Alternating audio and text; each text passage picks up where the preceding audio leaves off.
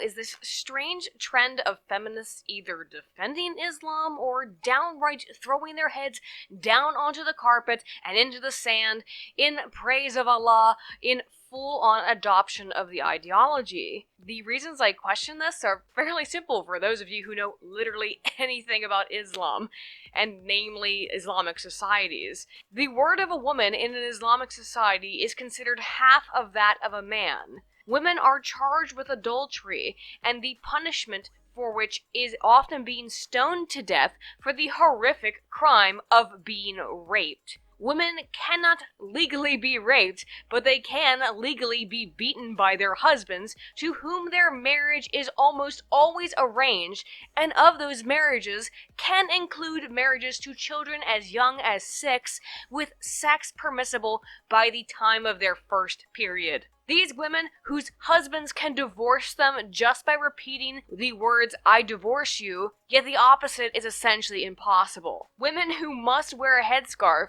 and for whom wearing a headscarf is absolutely necessary to prevent men from raping them, because you are responsible for your own rape as a woman if you dare to remove it. These are societies where women can't even drive.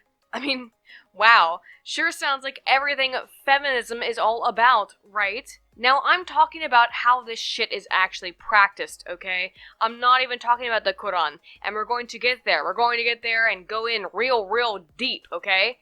I'm just stating that this is how Muslims in majority Muslim countries where Sharia law is practiced treat women. Why do I feel I even need to make this distinction that this is an active practice and not just what it says in the holy books? Well, because the basic bitch counter argument is that, Aiden, I don't know if you're just a stupid conservative or something, but the Torah and the Old Testament are full of horrible stuff. Yeah, so let's start with this bunk trash can argument. Both Christianity and Judaism have gone through many reformations, and while the Christian Reformation, uppercase R, is of course much more salient and clear of an event via Martin Luther, the Jews have also updated their practice of their religion over time. Does that mean there aren't biblical literates like the Westboro Baptist Church? Of course not, you dingaling, but for the most part, modern Christianity's pretty tame. Beyond the Catholics, and they're really the only ones, most denominations of Christianity allow female priests. Many now even allow gay priests. Similarly, women have been allowed to serve as rabbis for decades, and they are now frequently accepting gay rabbis. It's almost like these two religions are changing with the times. Suspiciously, there are no gay or female imams in Muslim countries. By the way, though, this doesn't mean that there hasn't been discrimination or violence in the past. I despise the very concept that I have to explain every single facet of reality for fear of otherwise being taken out of context. Yes, of course there has been violence against Muslims. Do I really have to bring up the Crusades? Do I? Because if you're the type of person who defends Islam because more Crusades, this isn't going to be a little pleasant time for you. First, let's put some perspective in here. The Crusades happened between 800 and 1,000 years ago. For social justice warriors, let me make this clear. That's an even longer time ago than slavery was abolished. But since you think that slavery was abolished last week, that makes the Crusades like a month ago. Anyway, look. The First Crusade was, in fact, an attempt to take back the Holy Land. Yes. That, however, was a response to the spread of Islam and the conversion of regions central to the Christian and Judaic, that latter, of course, being very not important to this, but central to the Christian religion. But the First Crusade was nothing but a prelude of what was to come. The Second Crusade, and basically every crusade that followed, was retaliatory, following the massive military expansion of the Islamic Empire into Europe. Basically, Muslims violently conquered and occupied much of southern Spain and Portugal, as well as engaged in subjugatory warfare in parts of modern France, Italy, and Germany. Basically, every crusade following the first was one of trying to take European lands back. And the first was just trying to take back traditionally Jewish land. Holy shit! The Crusades were not an attempt by the evil Christians to wipe out the innocent angelic Muslims. It's a very complex situation. But they were trying to take back Jerusalem first, and then subsequently trying to take back their own Christian European lands. Now, as I said, the topic of the Reformation of Christianity, Judaism, and the Crusades are all incredibly complex topics that need their own sort of talk, but this video is about Islam and feminism and why the fresh hell women are converting. As I said at the top, Sharia law is fucking terrible for women. Why then would so many women be willing to convert? Not only convert, but posit that Islam is the most feminist religion and Muhammad himself was a feminist. So, I've been thinking about this issue for a while, and for whatever reason, I just couldn't come up with an answer. Well, now I have, and it's the most fucking obvious answer imaginable. They were taught it. You know how I came to this blatantly obvious conclusion? Because I remember that I was taught it too. I just happened to maybe have the common sense or wherewithal or whatever to reform my beliefs when presented with the hard data. But the thing that really illuminated the light bulb in my brain was this clip that I saw while watching Andy Worski, because I recognized some very similar arguments that I heard when I was in college. Excuse me, Islam to me is the most feminist religion, right? We got equal rights well before the Europeans. We don't take our husbands' last names because we ain't their property, right? We were given the right to own land. We the fact is, what is culture is separate from what is faith. And the fact that people go around dissing my faith without knowing anything about it and want to chuck me out of a country I have done, and Muslims. The fact is, Jackie, I agree. The fact is, we have one law in this country, and it is the Australian law. In It's Islam, not Sharia law. in Islam, Not in this country. do you know what? So when I was an undergrad, I took a course on Islam. I was into it because it was foreign and new, and I was a dang teenager who wanted to be different on some level. I went to a Catholic university and was required to take a number of theology courses. So I took world religions, and then I took Islam. Additionally, I took 2 semesters of a course called Arabic through the Qur'an, where we learned Arabic by reading Quranic verses. Now, I have just spent the last hour or so, I'm gonna say, scouring my storage boxes looking for an old notebook or flashcards or anything with notes in Arabic. But sadly, and I'm gonna admit it, I can't find any. So just pretend now I'm showing you some of my notes in Arabic. So my point is, by the way, just in case someone thinks me disagreeing with Islam makes me a raging racist, which is, of course, hilarious, because Islam's not a race, here's proof. Let's pretend. Anyway, I at least at one point read many parts of your damn holy book in your own freaking language. But back to point, one of the things I heard in these courses was that Muhammad was really, really fair to women, essentially a feminist. And one of those arguments was because he allowed women to own property. Now, as I said, I went to a Catholic undergrad institution, so it was, not as cucked as the average university. And as such, I kind of got at least part of the whole story. That is, yes, under Sharia law, under Muhammad, women were allowed to own property if their husband dies. This is probably because Muhammad's first wife, Khadija, was an older woman and a widow who herself inherited the wealth of her previous husbands, and upon their death, used it to help create an incredibly successful caravan business. Muhammad, in turn, inherited her wealth and caravan. As soon as she died, Muhammad started marrying multiple young women. Does that all seem a little suspect to you? Yeah, he says it's okay for a widow to maintain ownership of some, by the way, of her husband's property, because he himself profited and was raised into power by a widow. But while Khadija was able to do such a thing, it's clear that among the followers of Muhammad, things for women quickly began to degrade. Listen to David Wood describe Aisha, Muhammad's favorite wife and child bride, witnessing the intensity and growing intensity of violence enacted against Muslim women even in the dawn hour of the Islamic faith. Unfortunately for Islam's defenders, this discrimination against women was clear during the time of Muhammad. In Sahih al-Bukhari 5825, Muhammad's child bride Aisha sees a woman whose Muslim husband beat her so severely her skin turned green. Aisha takes the woman to Muhammad and says, "I have not seen any woman suffering as much as the believing women. Look, her skin is greener than her clothes." This is Aisha, Muhammad's favorite wife, who's called the mother of the faithful, saying that Muslim women were being treated worse than pagan women. Why were Muslim women being treated so horribly? Here's why. Here's why. And if you're expecting Muhammad to punish the man who beat his wife until her skin turned green, you haven't been listening. Muhammad rebuked the woman for being a bad wife. It's clear to me, and should be clear to anyone paying attention, that Islam is anti-woman. There are dozens of verses that speak to the worthlessness of women. And by the way, I want to make this very clear, Islam is not a religion in the way most religions are. Islam is a manual for society construction. Nothing about the faith of pretty much most people tells them how to build a society around it. I mean, the Ten Commandments are laws, sure, but is there really anything reprehensible or unethical or even questionable about them? Like, don't kill people.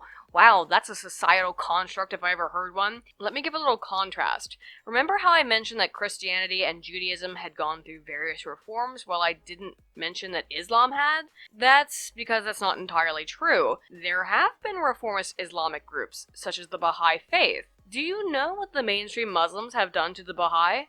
Oh, just kill them en masse whenever possible, that's all. That's because the Baha'i had the audacity to flip the script on the Islamic social manual shit by trying to secularize and soften it. That's because Islam's not a mere faith, it's a blueprint for society. And you can see exactly how it operates by looking at countries as they become more and more Islamic. When there's only a small percentage of Muslims, as in the United States, they will integrate, they'll play nice, and they'll act like they're totally peaceful. But as that number grows, they begin to ghettoize themselves into isolated communities where they can enact Sharia law on a local level. Finally, as they grow more numerous, they demand public reform in the nations they inhabit. This is currently the case in nations like Sweden, France, and Germany. They are trying to construct a society. They're not just trying to follow a belief system. This is trying to control society. I mean, I don't require the US government to change any fucking laws for me to venerate Odin. Jesus. So back to my undergrad education a bit. Remember when I was talking about the Crusades? Yeah, that is also something I was taught about. Particularly that the Islamic invasion of Europe was a good thing because it brought culture and art and architecture and mathematics to the backward Dark Age Europeans. Well, I will be the first to say that the Islamic Empire during that point in time in the Middle Ages was in fact a center of learning in math, if not the arts, despite claims from some biased revisionists. The fact remains that Muslims were the ones invading Europe. Yet I was in school learning about how the Crusades were a genocide. But this invasion was cultural enrichment, bringing civilization to Europe. So in short, no fucking wonder these idiot women are embracing Islam. They've been fed very, very select pieces of information about Islam that paints it as a feminist religion while completely ignoring the way that it is practiced and the extreme anti-female verses in the Qur'an, the Surah, and the Hadith, which make it explicit that women are worth half the value of a man in every single imaginable capacity. I mean, let's just go over some of the quotes from the Qur'an, shall we? Qur'an 4:11. Man shall have the equal of the portion of two females. Qur'an 4:34. Men are in charge of women because Allah hath made the one of them to excel the other, and because they spend of their property for the support of women. So good women are the obedient, guarding in the secret that which Allah hath regarded. As for those from whom ye fear rebellion, admonish them, and banish them to beds apart, and scourge them. Then, if they obey you, seek not a way against them. Lo, Allah is ever high, exalted, great. That scourge part, that's the nice translation. Typically it's translated as beat them. Quran 2:223. Your wives are as a tilth unto you, so approach your tilth when or how ye will. So a tilth, if you don't know, is a patch of field to be sown and tended. Yeah, this is in response to a woman objecting to having been raped by her husband. And Muhammad says, she's your property, she's your field to plant your seed, do whatever the fuck you want. Qur'an 2:282. And call to witness from among your men 2 witnesses. And if 2 men cannot be found, then a man and 2 women, because the woman is half of a man. And let's move on to the hadith and the surah, which are essentially, my cousin knew Muhammad, my cousin said that the prophet said this, therefore it's legit. Yeah, it's fucking bullshit. It's not even the original text. But, by the way, it still gets considered as much in terms of determining Sharia law. Sahih Bukhari 6301, Muhammad said, is not the evidence of 2 women equal to the witness of 1 man? They replied in the affirmative. He said, this is the deficiency in her intelligence. Kanz al-Umal 2210, out of 99 women, 1 is in paradise, the rest are in hell. Sunan ibn Mahal 391853, if the husband asks her for intimacy, even if she is on her camel's saddle, she should not refuse. Ah, wow, that's some crazy shit, right?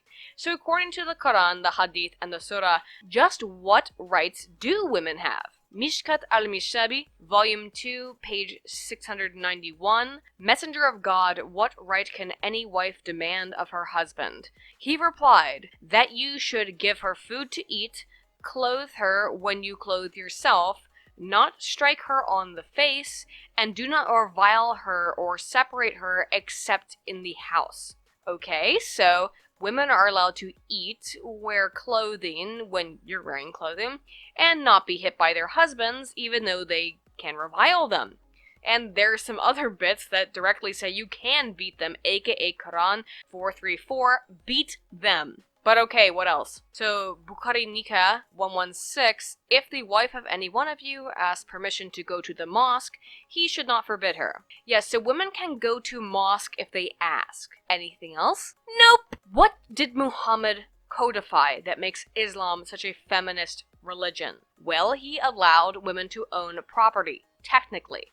But he also said that if a husband divorces his wife by merely saying, I divorce you 3 times, he's allowed to leave her and take their children. He made the value of women in the Arabic world higher than that of a camel, despite the fact that the Hadith and the Surah later state that women are as low as camels anyway. In the words of Aisha, again his favorite wife, according to the Hadith and the Surah, you have made us equal to dogs and the asses. That's Sahih Muslim 41039. But what does the young, impressionable 19-year-old girl in college hear?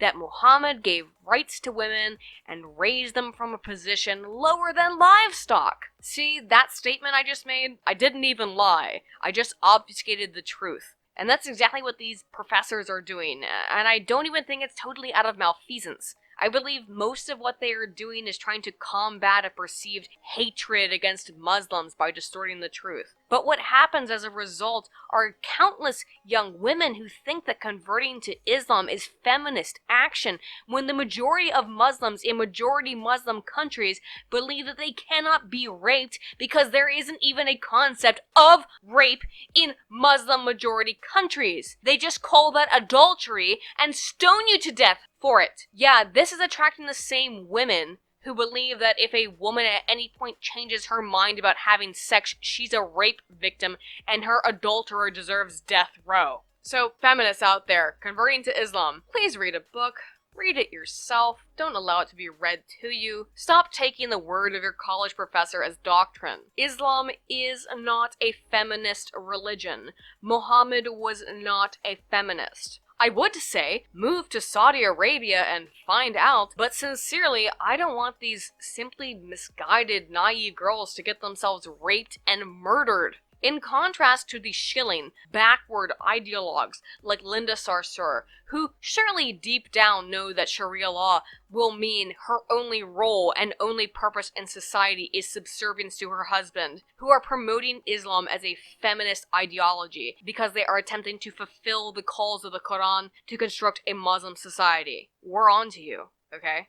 At least I am. You can fool some of the people some of the time, but you can't fool all of the people all of the time. And sadly for you, this is current year. And in current year, people have access to something called the internet that allows them to very quickly research things and prove your claims of feminism in your Stone Age social manual completely and totally back-asswards.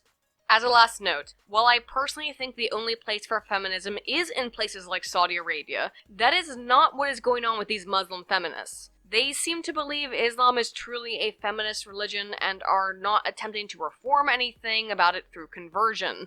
If that's what this was about, in them converting to Islam to be more accepting of women, trust me, I'd be pretty much all on board. But it isn't. It's about maintaining this narrative that Islam is something that it is not. That it is anything other than a societal blueprint for a world wherein, among other things, someone like me would be raped for not wearing a hijab and then stoned to death for being raped.